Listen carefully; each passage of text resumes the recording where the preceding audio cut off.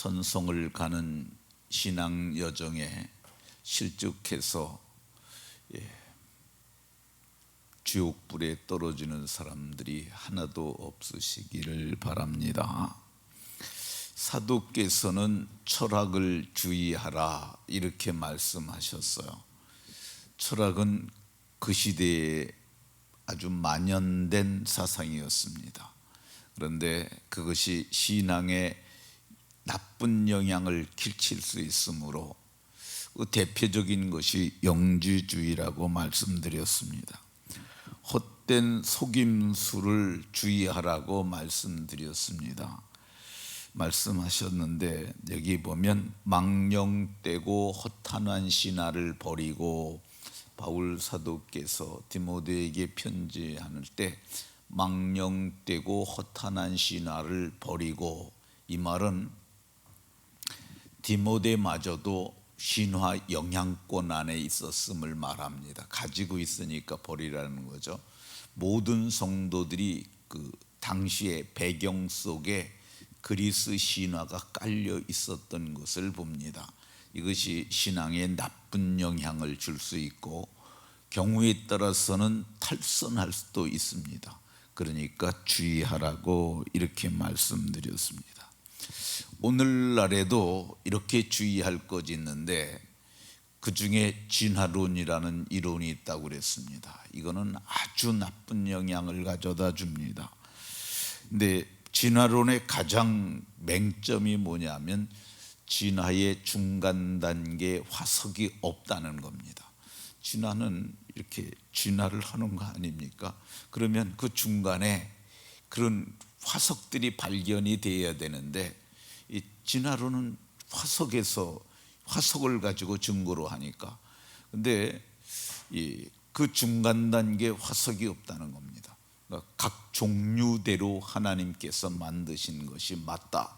이것이 그 창조 과학자들의 이야기인데, 이거는 제가 김명현 박사나 이재만 선교사의 강의를 들으라고 얘기를 했습니다. 헛된 속임수 중에는 이 탈선한 신앙인, 탈선한 기독교 문화권에서 자란 학자들도 문제라고, 그래서 김용옥의 예를 들었고요.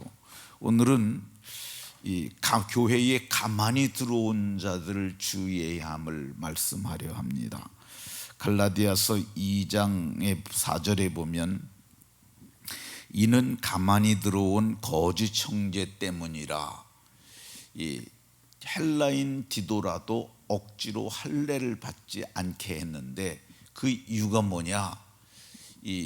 그것은 가만히 들어온 거짓 형제들 때문에 그랬다는 겁니다. 근데 가만히 들어온 거짓 형제들이 뭘 얘기를 하냐면 이 갈라디아서는 복음과 율법과의 관계를 많이 말을 합니다. 그런데 구원은 오직 믿음으로 받는 거잖아요. 믿음, 그 은혜에 의하여 믿음으로 말미암아 구원을 받았으니 믿음으로 받는 거예요. 우리가 믿음으로 말미암아 의롭다 하심을 받았으니, 아브라함도 하나님을 믿으니 그 믿음을 의로 여기셨다고 그러잖아요. 그러니까 믿음으로 의로워지고 믿음으로 구원받는 것, 이것이 성경이에요. 그런데 어떻게 믿음으로만 받냐? 행위가 있어야 된다고 주장하는 사람들이 있습니다. 그 중에 그 유대에서 내려온 자들 가운데서 율법 할례를 얘기를 했어요. 근데 할례는 그 구약 시대에 이스라엘 백성들이 하나님의 백성, 그러니까 하나님의 백성으로 영입되는 과정에서 언약 공동체 안에 들어오는 그 의식이 할례였어요.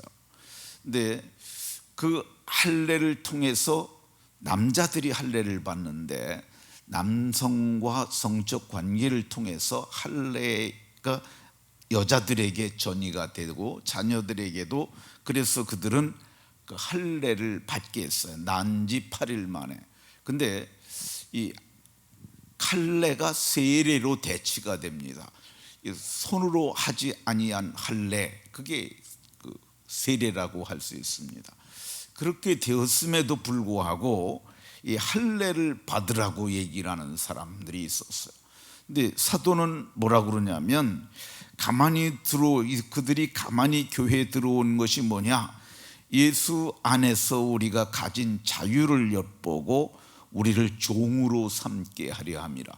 다시 율법 아래 들어가서 율법을 매게 하려는 나쁜 의도를 가지고 있는 자들이라고 이렇게 말합니다. 오늘날에도 우리는 예수를 믿음으로 말미암아 구원을 받는 겁니다. 그런데 구원을 받는데 더 필요한 것들을 많이 얘기하는 사람들이 있어요. 그게 가만히 들어온 자들로 말미암은 거라 해도 틀리지 않습니다. 이 유튜브에 보면 지옥에 가는 크리스천 이런 문구로 해가지고 사람들을 많이 노력하는 사람들이 있어요. 근데 이거 성경적이지 않습니다. 구원은 믿음으로 받는 거야. 믿음으로 의롭다 함으로 받는 거야. 그 증거를 우리가 거듭남이라고 얘기를 합니다. 거듭난 사람들은 구원을 받는 거야. 그러니까 신앙생활 하면서 11조도 좀 못할 수 있고 주일도 잘못 지킬 수도 있고 그럴 수 있어요. 다 지키면 좋지만, 그러나 그런 걸 가지고 지옥 가지는 않습니다. 그 바울 사도께서 이제 그 복음을 들고 선교지로 나갔어요. 그리고 또 유대 사회에서는 예루살렘을 중심으로 해서 바울 사도가, 죄송합니다, 베드로는 유대인에게, 바울 사도는 이방인에게 이렇게 복음이 전해지기 시작을 합니다. 근데 이 세월이 지나면서 이 바울이 전한 복음과 베드로가 전한 복음이 다를 수가 있어요. 그래서 갈라디아서에 보면은 자기가 가지고 간 복음을 가지고 그들과 대조를 합니다. 그리고 예루살렘 공의회가 모여서 4가지를 결의해요. 그게 뭐냐면, 첫 번째, 우상 섬기지 마라. 그리고 목매어 죽인 거 먹지 마라. 그리고 피째 먹지 마라. 그리고 음행하지 말라. 이것을 하고 예루살렘 공의회에서 유다가 중심이 돼서 그거를 결의를 합니다. 그리고 더 이상 이방인 그리스도인들에게 무거운 짐을 지우지 말라고 얘기를 합니다. 근데 거기서 얘기했던 중요한 것은 우리와 같이 예수 그리스도를 믿음으로 구원을 받는 줄 우리도 안다고 얘기를 합니다. 그러니까 그것도 그 4가지 얘기한 것들도 그걸 절대 요소로 삼지를 않았어요. 그게 뭐냐면, 그런 건 안 하는 게 좋다 그러지, 그거 뭐 했다고 지옥 가는 거 아닙니다. 그러니까 우리가 구원은 이걸 아주 중요시 여겨야 돼요. 예수님, 우리가 구원을 받는데 뭐가 조금 더 포함이 돼야 된다고 얘기를 하면, 바울 사도께서는 그러면 그리스도가 헛되이 죽으셨다, 그리스도께서 십자가를 지시고 죽은 이유가 뭐냐, 그런 것 때문에 죽으셨는데 너희가 그걸 자꾸 거기다가 무엇을 보태면은 그거는 이 그리스도께서 헛되이 죽으신 것이라고 얘기를 해요. 그러니까 우리는 믿음으로 구원을 받는 겁니다. 그런데 교회를 다 다닌다고 다 구원을 받지는 않습니다. 이거는 굉장히 중차대한 요소예요. 한국 교회가 간과하는 요소 중에 하나예요. 저희 교회는 제가 생각하건대 다른 교회에 비해서 구원받은 자들이 더 많다고 저는 생각을 해요. 왜 그러냐면은 저희 교회는 구원론이 좀 탄탄한 교회라고 저는 생각합니다.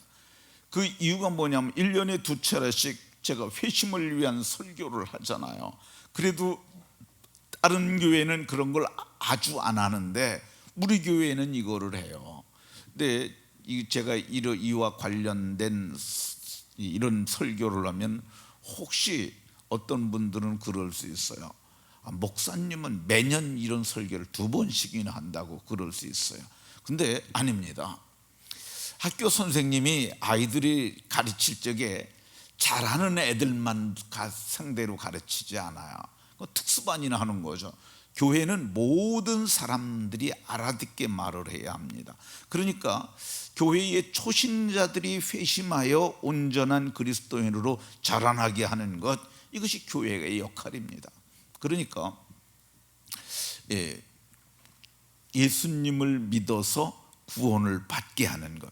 근데 구원을 받으면 알아요. 구원받은 사람들은 자기가 알고, 그리고 목회를 오래 하다 보면 저 사람 아직 영혼의 구원을 받지 못한 것 같다, 그런 사람들이 있어요.